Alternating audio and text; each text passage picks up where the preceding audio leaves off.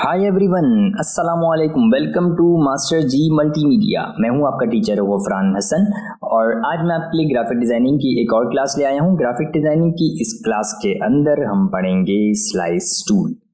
जी हाँ, slice tool normally website designers इस्तेमाल करते हैं, बट आपको पता होना चाहिए।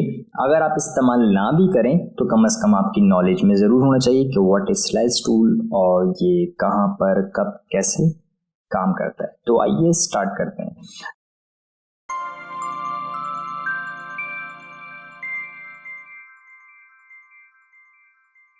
तो देखें यहाँ पर स्लाइस टूल है, क्लिक करते हैं स्लाइस टूल के ऊपर। स्लाइस नॉर्मल जैसे ब्रेड होती है ना, ब्रेड के पीसेस को हम क्या बोलते हैं? स्लाइस, क्योंकि एक्चुअली वो होती पूरी है, फिर उसको पीसेस में किया जाता है, तो फिर उसका जो एक पीस होता है उसको हम स्लाइस बोलते हैं। तो इसी तरीके से एक मेरे पास सामने वेब पेज है सिंपल सा, जो कि डिज़ाइन हुआ है। स्लाइस टूल वहाँ पर काम आता है जहाँ पर हमने छोटी छोटी चीज़ें स्लाइस कर पीस करके बाहर निकालनी हो, एज अ PNG और एज अ JPG। अगर मैं इसको एक्सपोर्ट करूंगा तो यकीनन ये पूरा एक्सपोर्ट हो जाएगा। ठीक है, अगर फॉर एग्जाम्पल मैं मुझे चारों आइकन्स निकालने, फिर मैं आइकन्स को अलग अलग करूँ, यहाँ से निकाल के बाहर रखूँ, जो ज़्यादा पता मैंने डाउनलोड किए होंगे या मैंने बनाए होंगे, फिर उनके आर्टबोर्ड्स लूँ अलग अलग। तो मैं चाह रहा हूँ इसी जगह पर इसी साइज में एग्जैक्टली ये स्लाइस हो जाए। तो मैं स्लाइस टूल लूँगा और मैंने कहा कि भाई ये एक मेरा पीस है, इसको स्लाइस करो। तो जैसे ही मैं इसके ऊपर इस तरीके से स्लाइस करूँगा तो इसके चारों तरफ एक बॉक्स बन जाएगा। बकाया एक बॉक्स ये बन गया, इसके यहाँ पर एक ये बन गया, एक ये बन गया और एक ये पूरा बन गया। मतलब मैंने बनाया इसको था, बाकी ये नेगेटिव स्लाइस हो गए। पॉजिटिव ये है, जो मैंने बनाया वो पॉजिटिव है, और जो खुद ब खुद बन गए, ठीक है, तो वो हो गए नेगेटिव। मैंने कहा भाई ये पीस भी मुझे स्लाइस कर दो, मुझे ये वाला आइकन भी स्लाइस कर दो, और मुझे ये वाला आइकन भी स्लाइस कर दो, और मैंने कहा भाई मुझे एक लोगो ये भी निकाल दो। अब इसके से ये एक पट्टी निकल गई मेरे पास स्लाइस, ये एक पीस निकल गया, ये एक पीस आ गया, ये एक पीस आ गया, ये वाला पीस है, ये पीस है, ये पीस है, ये पीस है। जो मैंने नहीं निकाले ये नेगेटिव स्लाइस है। अच्छा, अब यहाँ पे आते हैं, यहाँ पे आ रहा है स्लाइस सिलेक्शन टूल। आप क्लिक करेंगे तो ये सिलेक्ट हो गया, शिफ्ट दबाएं, क्लिक करें, देखें ब्लू से सिलेक्ट होता जा रहा है। तो आप इनको सिलेक्ट करके भी जा सकते हैं, और अगर आप सिलेक्ट ना भी करें तो आप वहाँ पर भी जाके सिलेक्ट कर सकते हैं। तो फाइल में जाएं एंड यहाँ पे होता है एक्सपोर्ट, एंड एक्सपोर्ट के बाद यहाँ पे एक्सपोर्ट फॉर स्क्रीन होता है, ये आगे पढ़ेंगे। यहाँ पे होता है save for web legacy, alter shift control S, इसकी शॉर्टकट की। मैंने जैसे ही इसके ऊपर क्लिक किया तो आपके पास एक विंडो आ जाएगी, और यहाँ पे भी दिखा रहा है, ठीक है, कि भाई जो आपने काम किया, यहाँ पे भी स्लाइस सिलेक्शन टूल आ रहा है। ठीक है, तो आप यहाँ पे भी क्लिक कर सकते हैं, वही सिलेक्ट कर सकते हैं।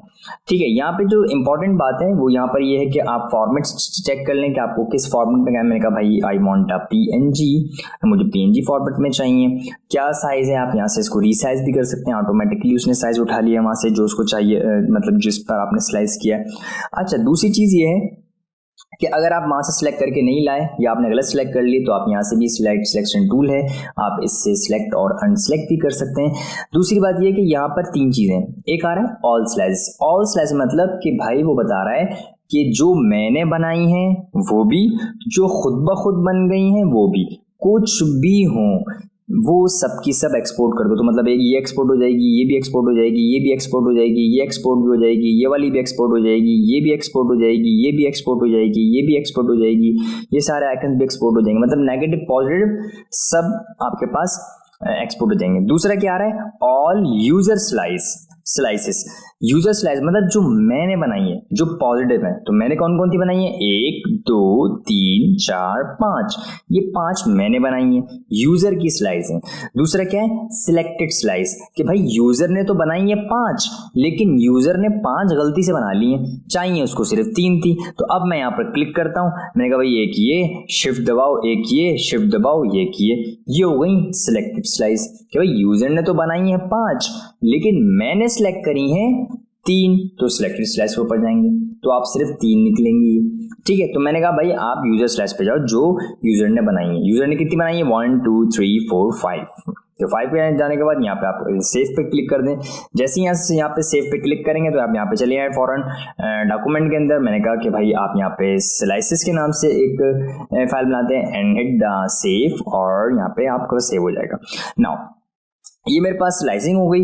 अब मैं इसको यहाँ पे जाने के बाद मैं चले आता हूँ डॉक्यूमेंट के अंदर। तो जैसे ही डॉक्यूमेंट के अंदर जाऊंगा तो यहाँ पर एक फोल्डर होगा इमेजेस के नाम का, जो कि मैंने नहीं बनाया था लेकिन खुद ब खुद बना लेता है ये। जहाँ पे भी आप सेव करेंगे ना वहाँ खुद ही बना लेगा ये। तो आपने इमेजेस के ऊपर डबल क्लिक कर दिया। जैसे ही इमेजेस के ऊपर डबल क्लिक कर दिया तो स्लाइसेस के नाम से आपके पास फाइलें बन गई। और यूजर स्लाइस कितनी थी? 5 थी, मैंने 5 बनाई थी। तो देखें किस तरीके से ये आपको वेब डिजाइनर को देने में आसानी होगी कि एग्जैक्टली जिस साइज के ऊपर डिजाइनर ने आइकन लगाया है, जिस साइज के ऊपर एग्जैक्टली आपने लोगो लगा कर दिया था, एग्जैक्टली उसी साइज के ऊपर क्रॉप करके स्लाइस करके वेबसाइट डिजाइनर को वो मिल गया। ठीक है, अगर आप डाउनलोड हुआ देते तो यकीनन वो बड़े साइजेस में होता तो उसको मसला होता। तो और भी बहुत सारे कामों के लिए स्लाइस टूल इस्तेमाल होता है। तो वैसे एक्चुअली ये वेबसाइट डिजाइनिंग से रिलेटेड टूल है, लेकिन मैंने आपको पढ़ा दिया एक अच्छा और काम में आने वाला टूल है। इसी के साथ साथ मैंने आपको सेव फॉर वेब लेगेसी भी पढ़ा दिया। तो आप वहाँ से भी जिफ, पीएनजी और काफ़ी सारी चीज़ें जेपीजी वगैरह बना सकते हैं, वहाँ से भी आप एक्सपोर्ट कर सकते हैं। तो ये आज की क्लास थोड़ी सी छोटी सी ये वाली, तो मैं उम्मीद करता हूँ ये आपको चीज़ समझ में आई होगी और ये इंपॉर्टेंट भी चीज़ है। तो काइंडली आप इसकी प्रैक्टिस कीजिएगा। मिलते हैं इंशाल्लाह नेक्स्ट क्लास में। Thank you so much.